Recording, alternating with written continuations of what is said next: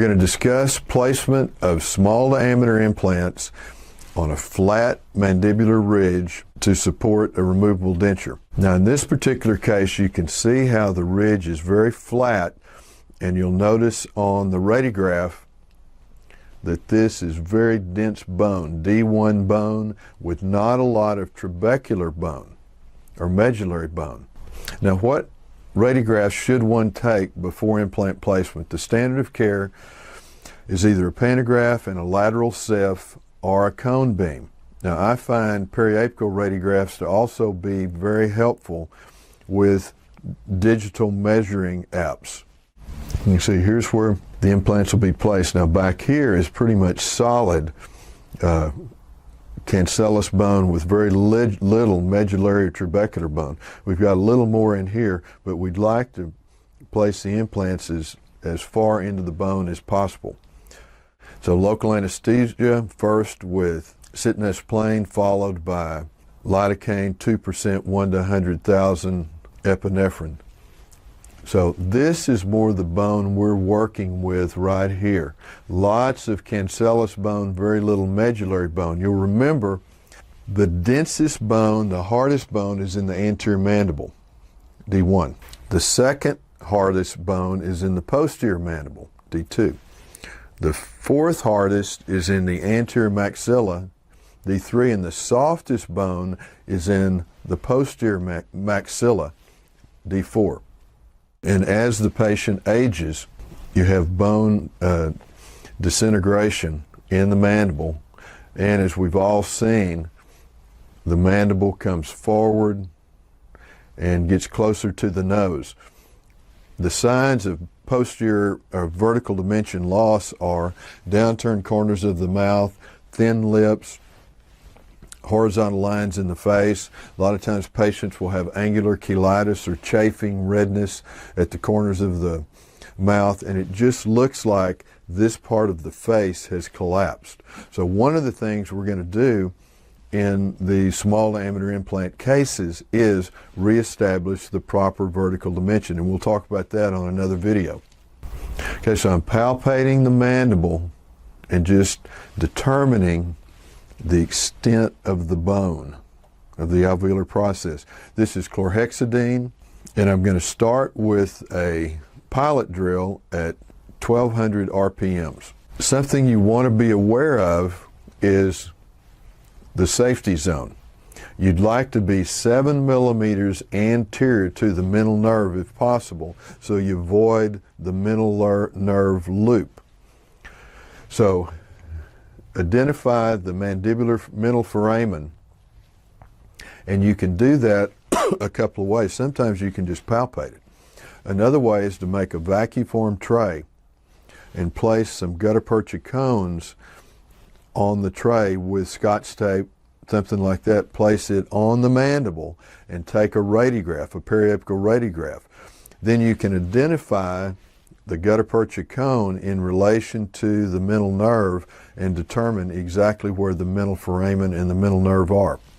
So this is the technique, pilot drill, and with the pilot drill, if it's a normal mandible and you've got plenty of medullary bone, you just pierce the cortical plate. Then with the finger screw, you screw the implant as far as you can into the bone. Then you come back with a winged wrench or a ratchet wrench and complete the process. So in a perfect world, the apex of the small diameter implant is anchored by cancellous bone. Then you have, of course, the medullary bone in the body of the implant. This doesn't happen all that often, and they're very stable as long as you've got at least 10 millimeters in this cortical bone in the coronal part and the medullary bone in the body part, and you have multiple implants. This is high water, up and down movement, and since I'm trying to engage the cortical plate apically, I'm going a little bit deeper. This just is a radiograph to tell me where I am. So this is a 2.0 millimeter implant. Now normally on the mandible you use 2.0. On the maxilla, with this particular brand, you use 2.5. Now with 3M, we used a 1.8 or a 2.1. And then in the maxilla, we used a 2.5 or a 2.9 millimeter diameter implant. You want the implants to be as long as possible. The longest is 18 millimeters. So they go anywhere from 10 to 18 millimeters in length, and from 1.8 or 2.0 to 2.5 or 2.9 millimeters wide. So the wider ones are for the maxilla, the thinner ones are for the mandible. Just because this bone is so much denser, it's harder to screw the implant in. Now there is an exception to that rule if we're doing a surgical procedure and extracting the teeth, and I'll show you that on a forthcoming video. You can use a larger implant in the mandible.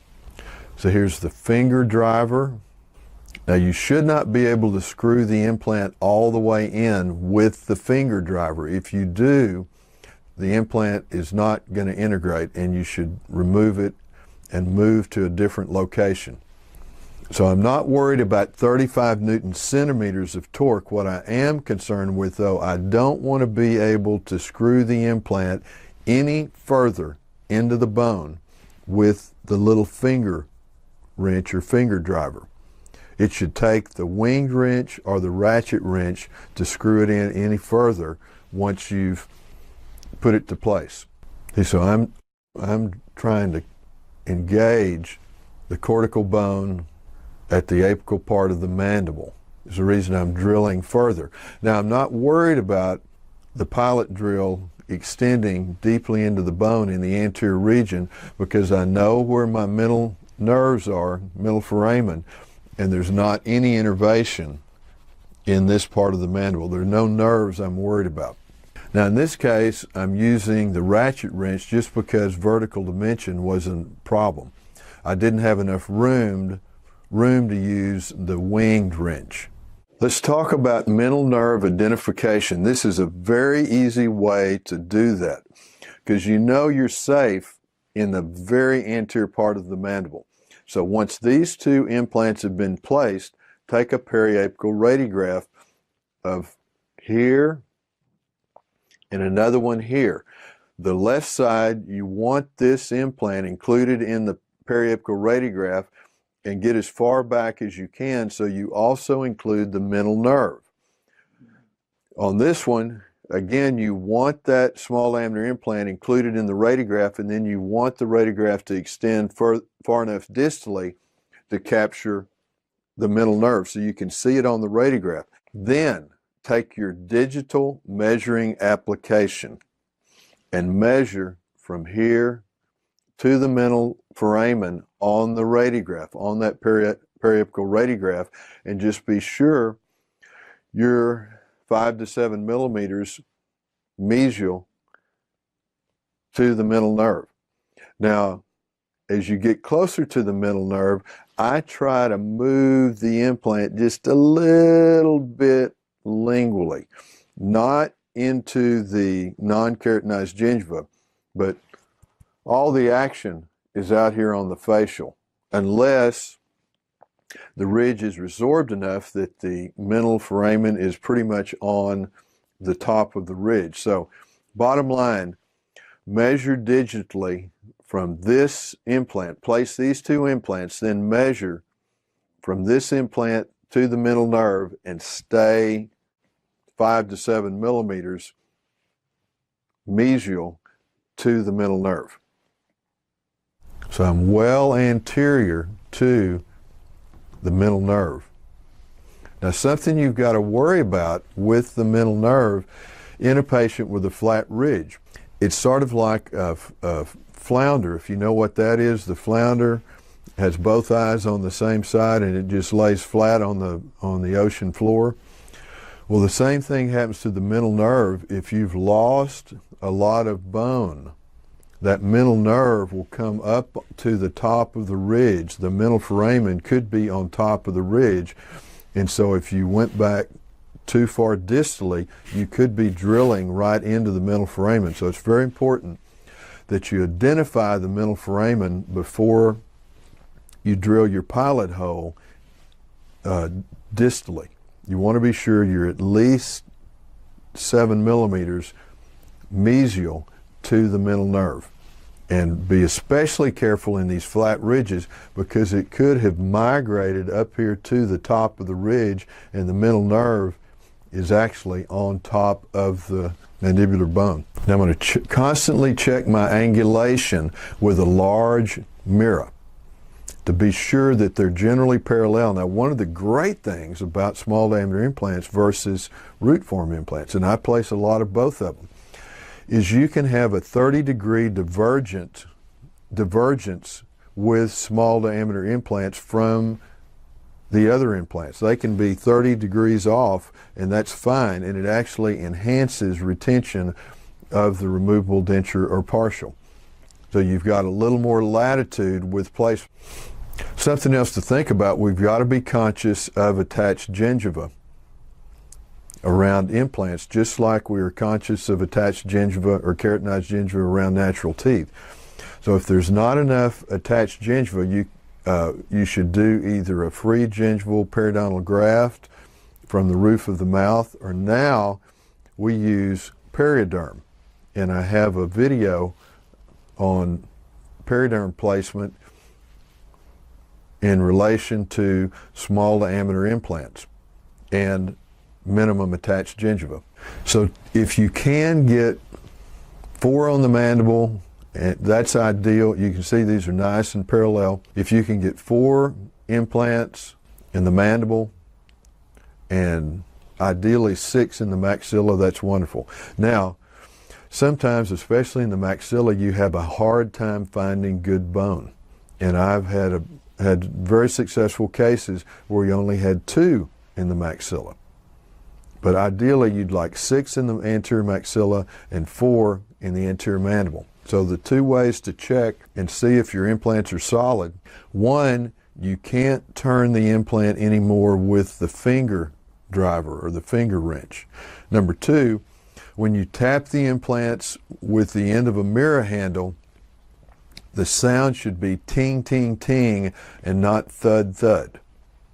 Ting, ting, ting. That's my favorite sound. Ting, ting, ting.